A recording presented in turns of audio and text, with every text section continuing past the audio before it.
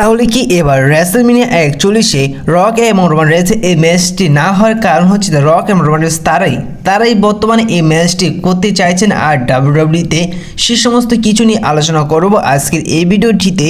পাশাপাশি আলোচনা করব জন সিনাকে নিয়ে, কোডি রোডসকে নিয়ে। তো আজকের এই ভিডিওটি অনেক ইন্টারেস্টিং হতে চলেছে এবং আজকের এই ভিডিওতে অনেক ইনফরমেশন পেতে চলেছেন। তো সর্বপ্রথম আলোচনা করব কোডি রোডসকে নিয়ে। তো কোডি রোডসকে নিয়ে সর্বপ্রথম এই ভিডিওটি শুরু করার কারণ হচ্ছে যে আজকে অনেকগুলো টপিক নিয়ে আলোচনা করব। সেই টপিকগুলোর মধ্যে কোডি রোডসকে যুক্ত করা হয়েছে, যার আগে আপনাদের ক্লিয়ার করে দেব যে কোডি রোডসকে নিয়ে যে আপডেটগুলো হয়েছে সেইটি যেন আপনাদের বুঝতে অসুবিধা না হয়। সেটি হচ্ছে যে এবার কোডি রোডস কি রেসলম্যানিয়া 41-এ তার টাইটেলটি হেরে যেতে পারে। তো এই বিষয়ে আপনাদের জানিয়ে দিই যে যেহেতু বর্তমানে ডাব্লিউডাব্লিউ কন্ট্রোল করছে ট্রিপল এস এবং ট্রিপল এস যে রেসলারকে চ্যাম্পিয়ন বানাচ্ছে সেই রেসলারের টাইটেল লম্বা হচ্ছে। আর এবার রেসলম্যানিয়া 41-এ কোনো মতে কোডি রোডস তার টাইটেলটি হারবে না, কারণ এখন তোরই কোডি রোডস তিনি চ্যাম্পিয়ন হওয়ার পরেই সব জায়গায় তিনি ছোটো রেসলারের কাছে তার টাইটেলটি ডিপেন্ড করে এসেছে। এখন তিনি এত বড় রেসলারের সামনে কোডি রোডস তার টাইটেলটি ডিপেন্ড করেনি। যেহেতু ডাব্লিউডাব্লিউ এবার কোডি রোডসকে একটি বড় রেসলার বানাতে চলেছে, যার কারণে কোনো রেসলারের কাছেই অর্থাৎ কোনো বড় রেসলারের কাছেই কোডি রোডস তার টাইটেলটি ডিপেন্ড করে না। আপনারা যেমন জানেন যে কোনো রেসলারকে বড় বানাতে হলে সেই রেসলারটিকে সবসময় বড় রেসলারের সামনে ফেস করায়। এখন তো কোডি রোডস তার টাইটেলটি কোনো বড় রেসলারের কাছে ফেস করায়নি, যার কারণে এবার রেসলম্যানিয়া 41-এ কোডি রোডস কোনো মতনই তার টাইটেলটি হারতে চলেছে না, কারণ কোডি রোডসকে আরও লম্বা সময় ডাব্লিউডাব্লিউ চ্যাম্পিয়ন রাখবে। এমন রেসলম্যানিয়া 41-এর পর থেকেই কোডি রোডস তিনি ফেস করবে বড় রেসলারদের এবং সেই সমস্ত রেসলারগুলোকে হারিয়ে কোডি রোডস তার টাইটেলটি রিটার্ন করে নেবে এবং পরবর্তী এক সময় হয়তো সামনের বছর কোডি রোডস তার টাইটেলটি হারতে পারে। তো এই বিষয়ে আপনাদের কী মনে অবশ্যই কমেন্ট করে জানিয়ে দিবেন। এবার আলোচনা করা যাক রুসেভকে নিয়ে এবং অ্যালিস্টার ব্ল্যাককে নিয়ে। তো আপনারা ইতিমধ্যে জেনে গিয়েছেন যে এবার ডাব্লিউডাব্লিউতে খুব শীঘ্রই রুসেভ এবং অ্যালিস্টার ব্ল্যাক আসতে চলেছেন এবং ডাব্লিউডাব্লিউ তাদের সাথে বর্তমানে নতুন কন্ট্রাক্ট অবশ্যই নতুন করে সাইন করবেন।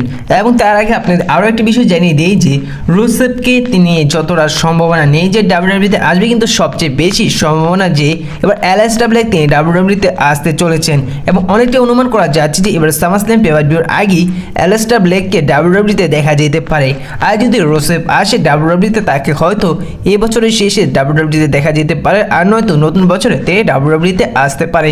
কিন্তু সবচেয়ে বেশি সম্ভাবনা যে অ্যালিস্টার ব্ল্যাক তিনি খুব শীঘ্রই ডাব্লিউডাব্লিউতে আসতে চলেছেন, কারণ অ্যালিস্টার ব্ল্যাক এবং ট্রিপল এসের সম্পর্কটি অনেক ভালো এবং অ্যালিস্টার ব্ল্যাককে নিয়ে ট্রিপল এস তিনি ভালো করে জানে যে অ্যালিস্টার ব্ল্যাক তিনি কত ট্যালেন্টেড রেসলার, যার কারণে রুসেভের চেয়েও ট্রিপল এস তিনি অনেকটা আগ্রহী দেখাবে যে অ্যালিস্টার ব্ল্যাকের সাথে নতুন কন্ট্রাক্ট সাইন করতে এবং তাকে খুব শীঘ্রই ডাব্লিউডাব্লিউতে পুনরায় ফিরিয়ে নিয়ে আসতে অবশ্যই ট্রিপল এস তিনি আগ্রহ জানাবেন। যার কারণে রুসেভের থেকে অ্যালিস্টার ব্ল্যাকের সম্ভাবনা অনেকটাই বেশি যে তিনি তাড়াতাড়ি খুব শীঘ্রই ডাব্লিউডাব্লিউতে আসতে চলেছেন। তো এই বিষয়টা নিয়ে আপনারা কতটা আগ্রহী অবশ্যই জানিয়ে দিবেন। এবার আলোচনা করা যাক সোলো সিকোয়া এবং কোডি রোডসকে নিয়ে। আপনারা গত স্ম্যাকডাউনে যেমনটা দেখলেন যে সোলো সিকোয়াকে ভয়ঙ্করভাবে ডাব্লিউডাব্লিউ ফিরিয়ে নিয়ে এসেছেন এবং সোলো সিকোয়াকে আগে স্ট্রং দেখাচ্ছে। এখন কথা হচ্ছে যে এবার এলিমিনেশন চেম্বার পেপার-ভিউতে কি আসলে দেখা যাবে সোলো সিকোয়া এবং কোডি রোডসের একটি সিঙ্গেল ম্যাচ, নাকি দেখা যাবে রক কোডি রোডসের সিঙ্গেল ম্যাচ। তো আগে সোলো সিকোয়াটি নিয়ে কথা বলা যাক।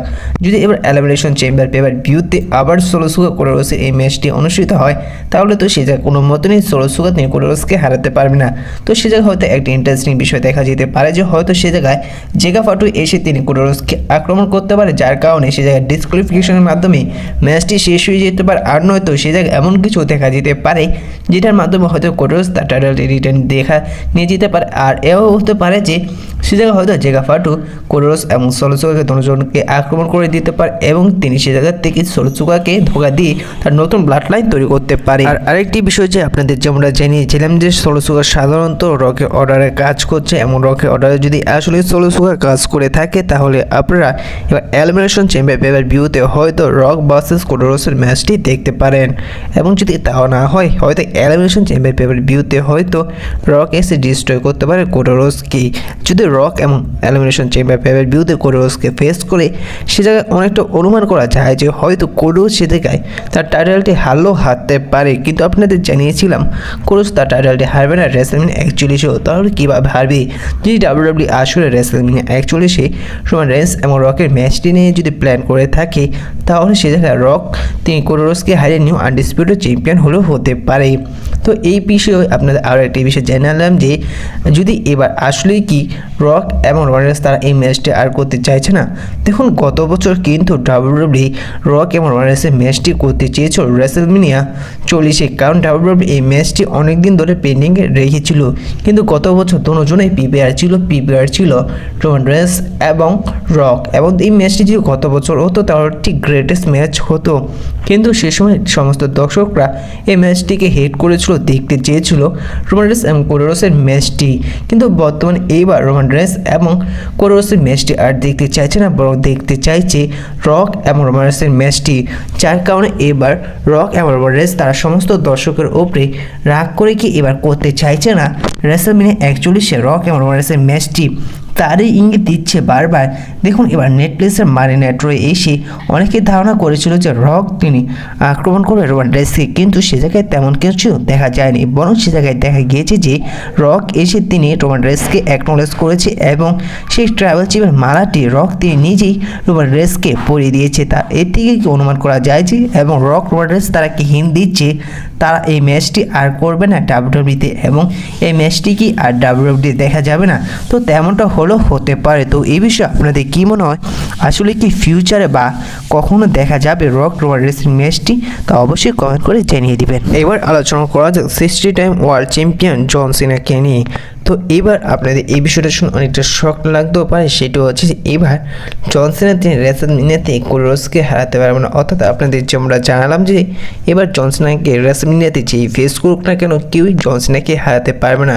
যদি এলিমিনেশন চেম্বার পেপার ভিউতে সে নাম্বার 1 কন্টেন্ডারশিপের ম্যাচটি যদি 60 টাইম ওয়ার্ল্ড চ্যাম্পিয়ন জন সিনা যদি জিতেও যে তিনি যদি কোডি রোডসকে ফেস করে, তাহলে এবার জন সিনা তিনি রেসলম্যানিয়াতে কোডি রোডসকে হারাতে পারবেন। অর্থাৎ কোডি রোডসকে এবার রেসলম্যানিয়াতে কোনো মতনই তাকে চ্যাম্পিয়ন হতে দেখা যাবে না।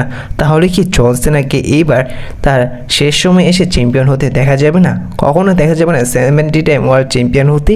তো এই বিষয়ে জানিয়ে দিয়ে দিলাম যে এইবার জন সিনাকে সামারস্ল্যাম পেপার ভিউতে হয়তো তাকে 17 বারের মতন চ্যাম্পিয়ন হতে দেখা যেতে পারে। তো আপনাদের যেমনটা জানিয়েছিলাম যে এবার রেসলম্যানিয়াতে জেউসো তিনি গুন্থারকে হারিয়ে তিনিও ওয়ার্ল্ড হেভিওয়েট চ্যাম্পিয়ন হবে, এই বিষয়ে আপনারা 100% কনফার্ম ধরে নিতে পারেন। কিন্তু ডাব্লিউডাব্লিউ জেউসোকে যেমনটা লম্বা সময় ইন্টারকন্টিনেন্টাল চ্যাম্পিয়নশিপটি দিয়ে রাখেনি, ঠিক একইভাবে জেউসোকে ওয়ার্ল্ড হেভিওয়েট চ্যাম্পিয়নশিপটি বেশি দিন দিয়ে রাখবে না। যার কারণে সামারস্ল্যাম পেপার ভিউতেই জেউসো তার টাইটেলটি হেরে যাবে জন সিনার কাছে, কারণ জন সিনাকে এবার এলিমিনেট করেছিল জেউসো। আর এবার রয়্যাল রাম্বল পেপার ভিউ থেকে অনেকগুলো ইস্যু লাইন দেখা যাবে, যে ইস্যু লাইনগুলো আপনাদের পরবর্তী ভিডিওতে জানাবো। এবং সে সাথে থেকে অনেক কিন্তু ইস্যু লাইন এবং ডাব্লিউডাব্লিউ অনেক কিছুই ম্যাচের ইঙ্গিত দিয়ে দিয়েছে, যেহেতু এবার জেউসো তিনি জন সিনাকে এলিমিনেট করেছিল। যার কারণে এবার সামারস্ল্যাম পেপার ভিউতে জেউসো এবং জন সিনার মধ্যে একটি ওয়ার্ল্ড হেভিওয়েট চ্যাম্পিয়নশিপের ম্যাচ হতে পারে, যে জায়গায় জন সিনা তিনি জেউসোকে হারিয়ে তিনিও ওয়ার্ল্ড হেভিওয়েট চ্যাম্পিয়ন হয়ে যাবেন এবং তাকে 17 বারের মতন চ্যাম্পিয়ন হতে দেখা যেতে পারে। তো এই বিষয়ে আপনাদের কী মনে হয় অবশ্যই কমেন্ট করে জানিয়ে দিবেন। আর আজকের এই ভিডিওটা এই পর্যন্তই ছিল। দেখা হচ্ছে পরবর্তী ভিডিওতে নতুন কোনো আপডেট নিয়ে। ভিডিওটি ভালো লাগলে অবশ্যই লাইক করে দিবেন। ছোটো রেসিং চ্যানেল নতুন হয়ে থাকলে প্লিজ চ্যানেলটি সাবস্ক্রাইব করে দিবেন। তো দেখা হচ্ছে পরবর্তী নতুন কোনো ভিডিওতে নতুন কোনো আপডেট নিয়ে। আর সম্পূর্ণ ভিডিওটি দেখে থাকলে অসংখ্য ধন্যবাদ।